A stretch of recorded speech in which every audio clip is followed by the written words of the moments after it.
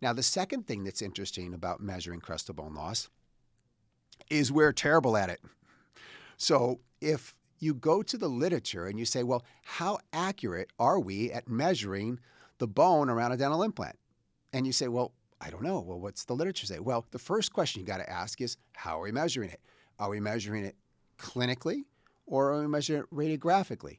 If we're measuring it radiographically, are we measuring it with two-dimensional or three-dimensional? Because each one of these different ways of measuring has its own pros and cons.